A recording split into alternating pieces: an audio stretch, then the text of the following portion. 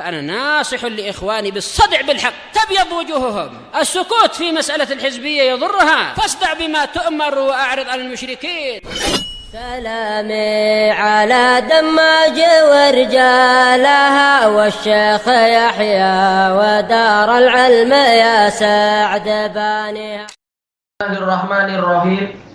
Kita masih di muka surat 65 dari ucapan Imam Ibnul Qayyim rahimahullah tentang mentadabburi Al-Fatihah terkait dengan masalah apakah masalah takdir dan sebagainya itu. Kata beliau di sini, wal hidayah, kita ambil dari sini, wal hidayah ma'rifatul haqqi wal amalu bih. Yang namanya hidayah, ihdinas siratal mustaqim. Hidayah adalah mengenal kebenaran dan mengamalkannya. Ini jelas hidayah yang sampai tingkat taufik, bukan sekedar ilmu yang zahir itu yang apa? Yang teori-teori itu saja. Jelas ini yang sampai tingkat taufik, tahu kebenaran lalu mengamalkannya. Faman lam yaj'alhu Allahu ta'ala aliman bil haqq, maka barang siapa tidak Allah Ta'ala tidak menjadikan dia orang yang mengetahui kebenaran, amilan bih, dalam keadaan dia mengamalkannya, lam yakun lahu sabilun ilal ihtida, dia tidak memiliki jalan menuju kepada ihtidak, yaitu kemampuan untuk menjalankan hidayah tadi, ihtidak. Mungkin dia banyak ilmu seperti orang Yahudi, tapi kenapa dimurkai? Karena dia tidak mengamalkannya. Walaupun sudah punya ilmu, ternyata tidak mendapatkan ihdinas siratal mustaqim, bukan muhtadi. Fahuwa subhanahul mutafarridu bil hidayah al-mujibati lil ihtidah. Maka Allah yang maha suci itulah yang bersendirian di dalam masalah pemberian hidayah yang mewajibkan terbentuknya ihtidah, yaitu sampai menyebabkan orangnya itu menjalankan isi hidayah tadi. Ini menunjukkan bahwasanya Allah punya takdir. Buktinya apa? Orang Yahudi banyak belajar, tapi kenapa tak mendapatkan hidayah? Berarti memang ada takdir di situ. Allah yang menakdirkan mereka tidak memiliki hidayah, walaupun ilmunya banyak, tidak mengamalkannya, justru malah berbuat syirik pada Allah, berbuat kufur dan seterusnya. Kata beliau, allati la yatakhallafu anha, yang mana ihtidah itu tidak tertinggal dari hidayah. Makanya ini yang kita mohon, hidayah, karena akan membentuk yang namanya ihtidah. Setelah tahu kebenaran lalu mengikuti hidayah tadi. Makanya Allah Ta'ala mengatakan waladina tadau, orang-orang yang mau mengikuti hidayah, bukan waladina hudu, yang sekedar apa? Diberi ilmu biasa hudu, tapi yaitu ihtadau, mengikuti hidayah. Wahia ja'lul abdi muridan lil huda. Yang namanya ihtidah adalah dijadikannya hamba itu memang menginginkan hidayah, muhibbanlah, dia mencintai hidayah tadi, muksiranlah, mengutamakan hidayah tadi, amilan bih, mengamalkannya.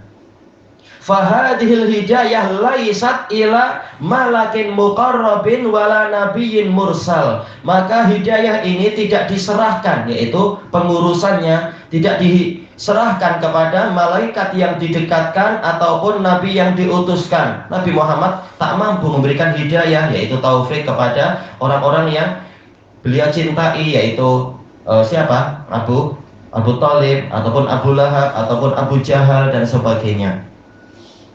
Wahiyallati qala subhanahu fiha, dan hidayah jenis inilah yang mana Allah Subhanahu berfirman tentangnya, innaka la tahdi man ahbabta walakinnallaha yahdi may yasha. Sesungguhnya engkau wahai Rasulullah tidak mampu memberikan hidayah kepada orang yang engkau cintai, tetapi Allah lah yang memberikan hidayah kepada orang yang dia inginkan.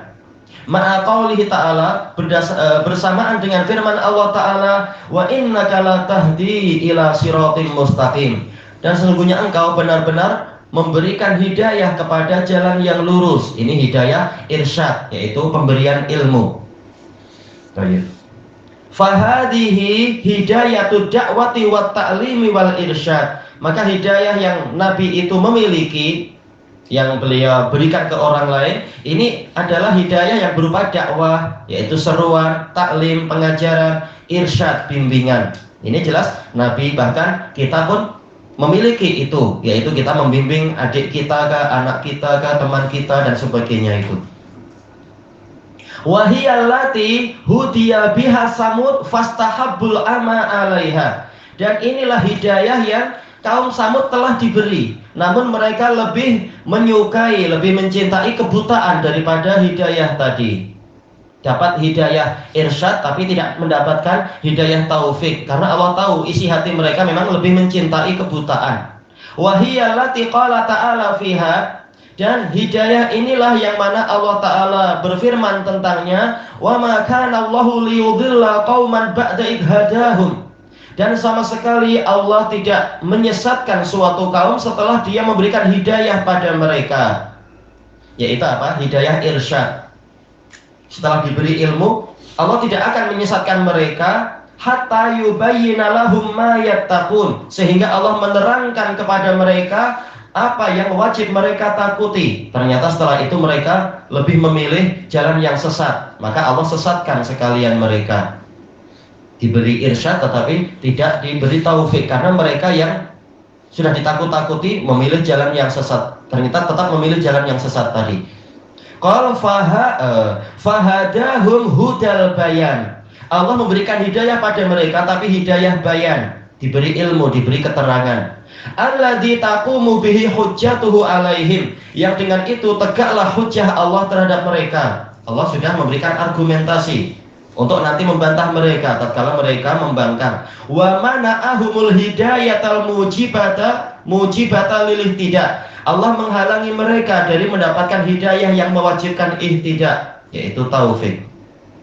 Allati la yadhillu man hadahu biha, yang mana orang yang telah Allah beri hidayah jenis taufik ini, dia tidak akan tersesat. Fadzaka adluhu fihim, maka itu adalah keadilan Allah pada mereka, karena mereka yang memilih jalan itu. Maka tatkala mereka tidak mendapatkan taufik, ini keadilan dari Allah. Fahadha hikmatuh, maka yang ini adalah wahadha hikmatuh, dan ini adalah hikmah Allah. Fa'atahum ma taqumu bihil hujjatu alaihim. Allah memberikan kepada mereka sejenis hidayah, yaitu ilmu, yang dengan itu tegaklah argumentasi Allah terhadap mereka. Wa mana'ahum ma laysu lahu bi ahl, dan Allah menghalangi mereka dari suatu jenis hidayah yang mereka memang tidak layak mendapatkannya. Maka tak boleh menyalahkan Allah kalau engkau tidak mendapatkan hidayah yang ini, karena Allah tahu engkau tidak layak mendapatkannya. Maka kita hendaknya takut jangan sampai termasuk yang seperti itu. Kalau ternyata kita diberi hidayah pada Islam, diberi hidayah menuju pada iman, diberi hidayah untuk mengikuti sunnah Nabi dan jejak para sahabat, maka kita wajib banyak bersyukur. Berarti Allah tahu kita layak mendapatkan itu, paling tidak sampai sekarang. Wallahul musta'an. Karena manusia, hati manusia terkadang berbolak-balik, na'udzubillah. Nah, kita mohon hidayah yang berikutnya, yaitu as-sabat, kekukuhan. Qal wala yaliqu bihim, dan hidayah jenis taufik Allah tahu memang tidak layak untuk mereka tadi. Allahul musta'an. Wa sanadkuru fil babil ladzi ba'da hadza insyaallah taala, kata Ibnu Qayyim, kami akan menyebutkan setelah bab yang ini insyaallah taala dzikral huda wad dhalal, penyebutan tentang hidayah dan kesesatan, wa maratibihima, dan tingkatan-tingkatan dua perkara tadi, wa aqsamihima, dan pembagian-pembagiannya atau bagian-bagiannya, bagian-bagiannya.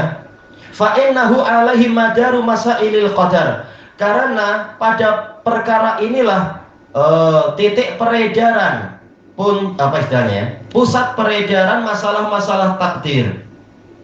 Masih banyak buku Ibnu Qayyim yang belum kita baca, memang Syifaul Alil. Allahul musta'an. Tapi paling tidak sebagiannya sudah kita nukilkan untuk menjadi menambah semangat. Oh, berarti perlu kita baca yang ini. Dulu para masyayikh memang menyemangati untuk itu, seperti Syekh Ahmad Syami, demikian pula syekh-syekh yang lain. Yang beliau mengajarkan itu, mengingatkan ini ada dalam buku ini. Nah, setelah itu memang ya anak balik, anak buka buku-buku itu. Alhamdulillah punya maktabah banyak dulu waktu di bilik. Sehingga apa? Ketika Syekh menyebutkan isyarat, walaupun tidak disebutkan dalam darah, tapi diisyaratkan ini di bab sekian. Memang kita cari. Nah, ini yang di sekolah dikatakan apa? Kalau Indonesia bilang itu apa itu? CBSE, cara belajar siswa aktif. Memang kita disemangati untuk itu. Agar ilmu berkembang. Karena tak mungkin guru membacakan semua buku, tak mungkin. Nah, kita yang aktif. Wal maksud dzikru ba'dhi ma yadullu ala isbati hadhil martabati rabi'ah. Tujuan saya dari penulisan yang bagian ini adalah menyebutkan sebagian perkara yang menunjukkan ditetapkannya tingkatan yang keempat ini. Min maratibil qada'i wal qadar, dari tingkatan qada' wal qadar, yaitu apa? Al-khalaq. Semuanya adalah ciptaan Allah, baik zatnya ataupun perbuatan dan keadaan para makhluk tadi. Wahiyya khalqullahi ta'ala li af'alil mukallafin, yaitu Allah Ta'ala menciptakan perbuatan-perbuatan para makhluk yang terbebani syariat. Wa dukhuluha tahta qudratihi wa masyiatih, dan masuknya perbuatan para makhluk tadi di bawah kekuasaan dan kehendak Allah. Semuanya sudah dikehendaki oleh Allah. Kama dakhalat tahta ilmihi wa kitabih, sebagaimana itu semua masuk di bawah ilmu dan penulisan Allah Ta'ala. Semuanya sudah Allah tulis. Allah sudah tahu fulan akan berbuat apa. Sebagaimana Allah tahu itu dan Allah menulis itu, berarti fi'il tadi juga ciptaan Allah Ta'ala, baik secara langsung ataupun tidak langsung. Nah, Ibnu Utsaimin menjelaskan dalam kitab beliau Al-Qada' wal Qadar dan sebagainya, juga beliau ulang di dalam Syarah Ushulus Salasah. Kata beliau, agar kita memahami masalah ini, bagaimana kita yang berbuat, kita yang disalahkan, tapi Allah yang mencipta perbuatan kita. Kata beliau, yang namanya fi'il, perbuatan, ini hasil dari perpaduan dua perkara, yaitu kudrah dan iradah, keinginan dan kemampuan dan keinginan. Ada keinginan, kalau tak ada kemampuan ya tak jadi. Ada kemauan, tetapi tak ada kemampuan ya tak jadi. Atau sebaliknya ya, sama saja. Ada kemampuan tapi tak ada keinginan ya tidak terjadi fi'il. Nah, kalau dua-duanya ada, terbentuklah fi'il.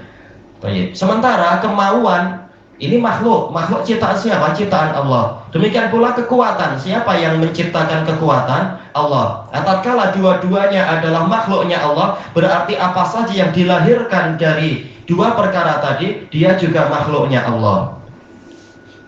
Makanya Allah mencipta segalanya, boleh jadi secara langsung, boleh jadi secara tidak langsung.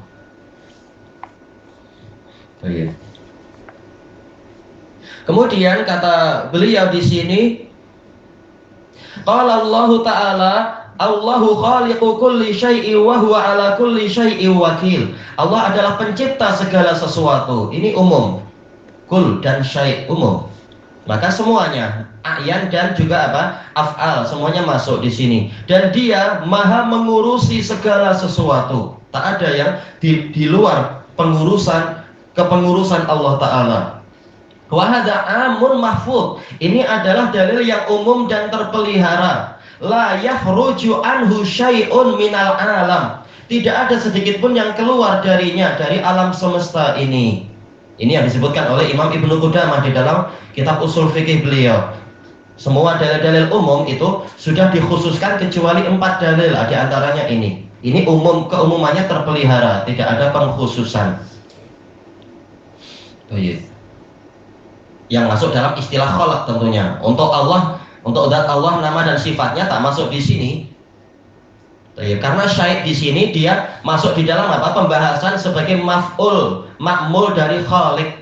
Sementara Allah dengan nama dan sifatnya dia ada pada mubtada'nya, maka tak masuk di dalam tidak masuk dalam syai' di sini. Maka tak perlu kita katakan adalah pengecualian, yaitu zat Allah. Zat Allah kan syai', betul, zat Allah syai' dalam ayat yang lain. Tapi untuk ayat ini, zat Allah tidak masuk di dalam makmul dari khaliq, tapi zat Allah masuk di dalam mubtada'nya. Maka ini ma'ruf di dalam bagi orang yang memahami lughah. a'yanihi wa af'alihi wa harakatihi wa sakanatih. Masuk dalam alam semua, zatnya, zat-zat semua alam semesta ini, perbuatan-perbuatan mereka, gerakan-gerakan mereka, dan diamnya mereka. Ini masuk dalam syai'.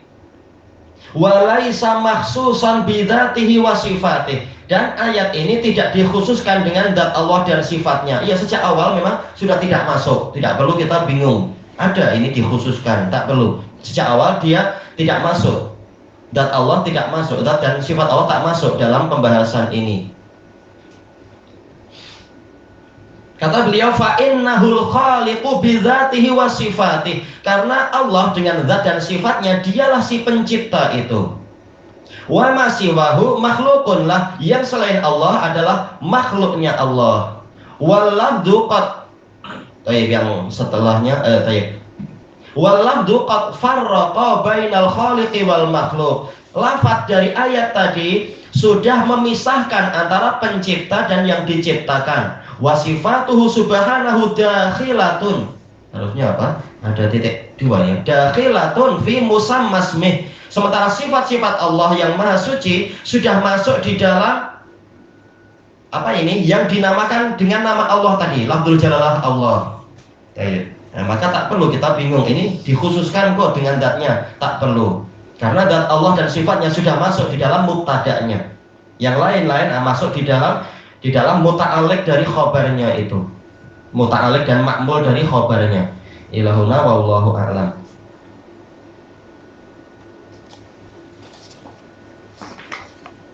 Memang kalau kita tak pandai bahasa, kita boleh kena bully, ditipu oleh orang-orang Asy'ariyah ataupun orang Mu'tazilah dan lain-lain. Memang wajib belajar bahasa.